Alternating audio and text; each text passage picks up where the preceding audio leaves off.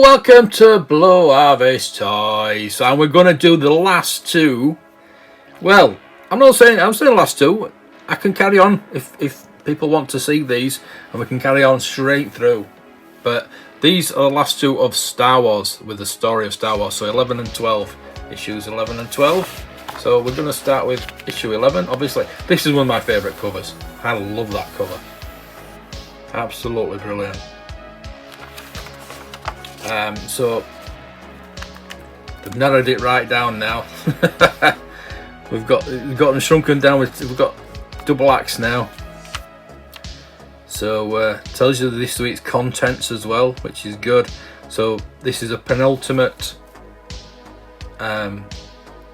edition of the Star Wars story, and there's that little snub fire, totally snub there. So Death Throne. When I first watched, I watched Star Wars twice in the first 5 years of it being released, and it always confused me. Not necessarily confused, because obviously they just attacked and blew up the Death Star, basically. But it's like the dogfighting. It was really, with the original film, it was quite haphazard, and it wasn't really self-explanatory, and it didn't really hit me until the special editions, what really happened, because I guess I didn't watch it that much. So this didn't help either. It was better. I'm not saying it was better than the film, but it does tell you the story, and that, some of the photos, some of the drawings are really good, really detailed. And this has always been my favourite part of the movie, but it just did confuse me back then. So we're getting to Close Encounters there. Look, get that Vroom. Here they come. So yeah, we're getting the Battle of Yavin here.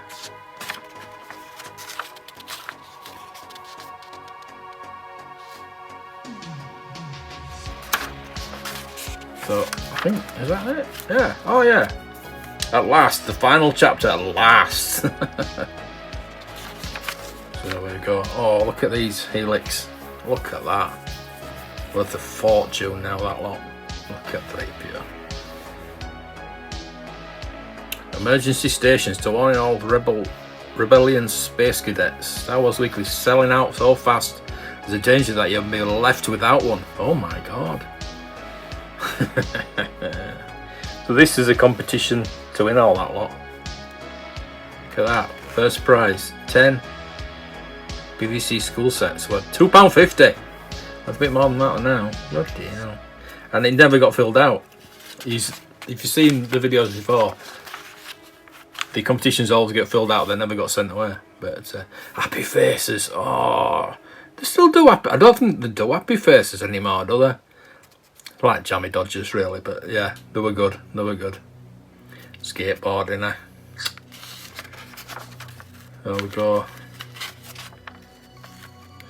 Tales of the Galaxy that nobody ever read. You probably did. You probably did. But there we go. It's a Star Wars mag, but most of it's not Star Wars. Star Wars Weekly number 12 on sale in 7 days. Wherever you go, whatever you do, you must not miss it. So you're not going to miss it simply because it's there. We're going to watch it. We're going to watch it. We're going to look at it in a minute. I want to just show you this.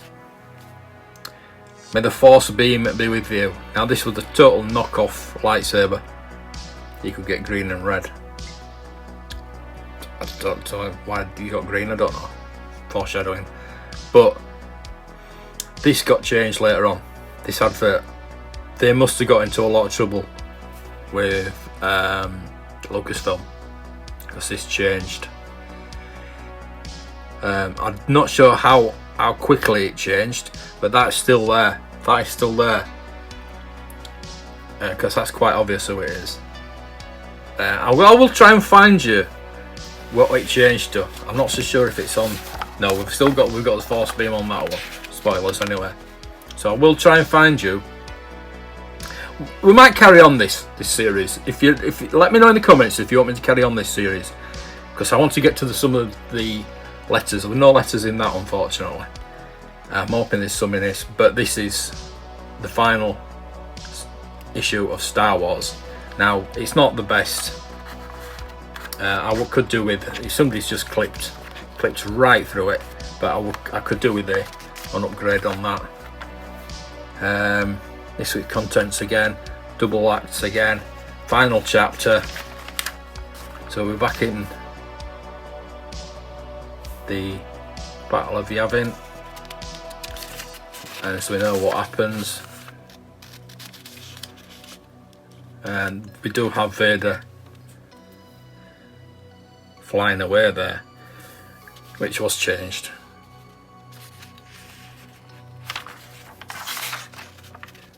Then over his headphones, Luke Skywalker hears Then over his headphones, Luke Skywalker hears still another familiar welcome voice. You're all clear, kid. Now blow this thing. Let's go home. So we've got some letters. Yes. Right. Should we get to the end of the story? I know you're wanting to see the end of the story, so we'll get to the end of the story. We'll go back to those letters.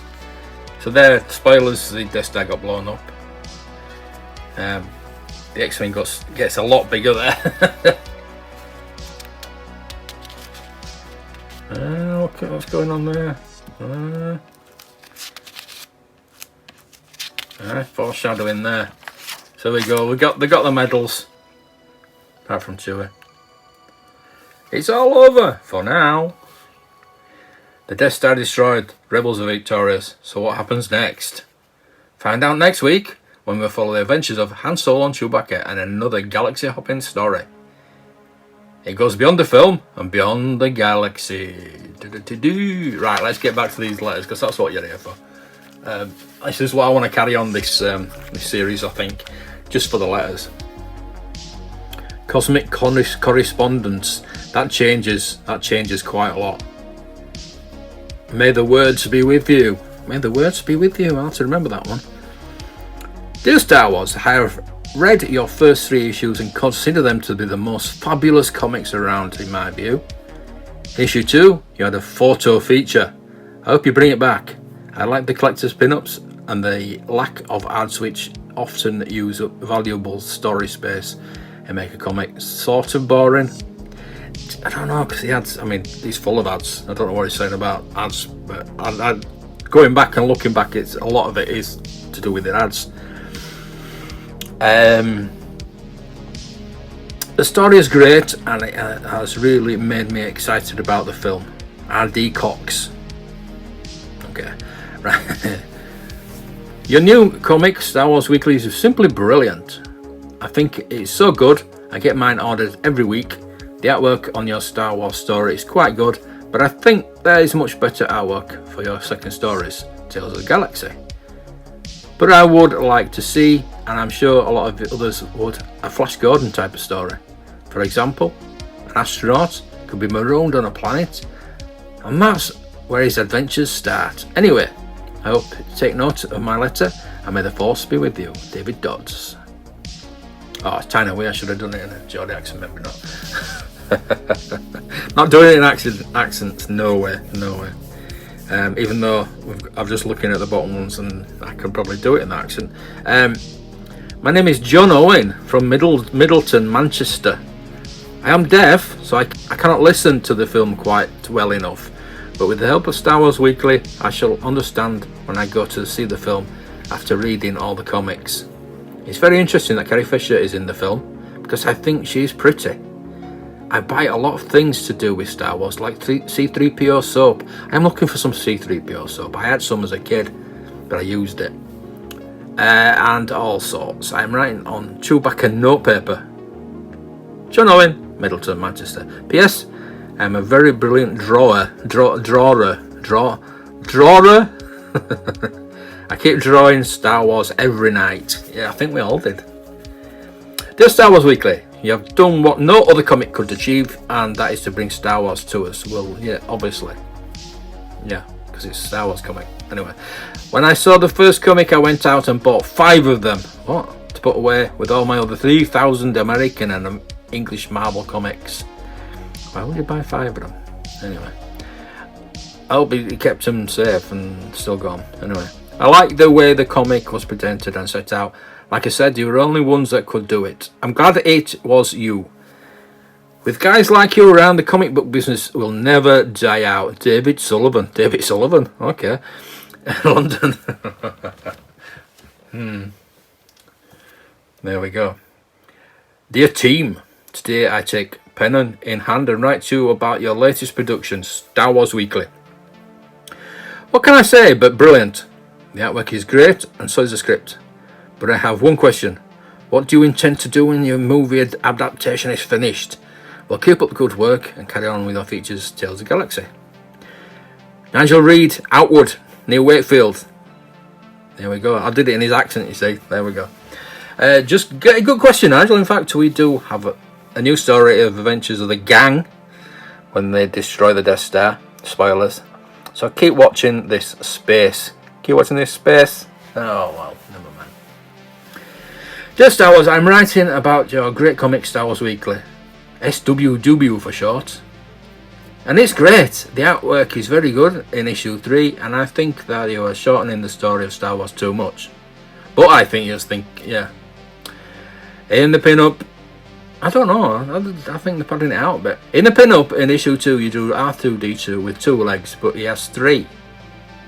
Okay. The Tales of the Galaxy are great, especially the one in issue 2 and 3. Hey buddy, can you lend me because it was a fantastic ending. It is some info on Darth Vader. In a previous encounter with Ben Kenobi, Darth Vader fell down a volcano pit and burnt his face. It is so ghastly that he wears a menacing black mask over his head. Ian Gledhill, Pudsey, West Yorkshire. How did he know that? How did he know that? Anyway. Thanks for the info on Darth Vader. What we'd like to know is what your source is. Death Browse, probably. As we didn't know this, it couldn't possibly be from the man himself, George Lucas, does it?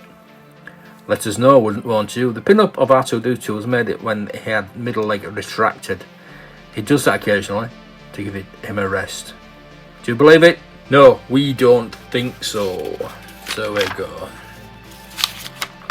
Not really terrific letters this time, but I'm sure ones in the future will be pretty good. Tales of the Galaxy.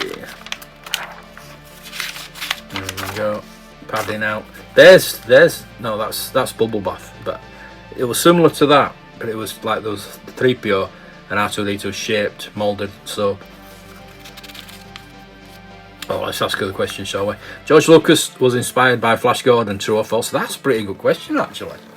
Pretty good question. The Force is an unseen energy. I might ask these and give you something away. What do you think? Number 2. The Force is an unseen energy field created by all living things. Number 3. Darth Vader once taught Ben Kenobi as a Jedi Knight. Trick question. TIE fighters used by the rebels against the Empire. Yeah, trick questions these, aren't they? Some people are marginally human creatures who inhabit the deserts of Tatooine. Peter Mayhew played Darth Vader. Yeah, loads of tricky questions there. Hey. Oh, look at this, Model Makers. I'm not going to read it out, but I think I'm going to go read that now. There we go. More Tales of the Galaxy.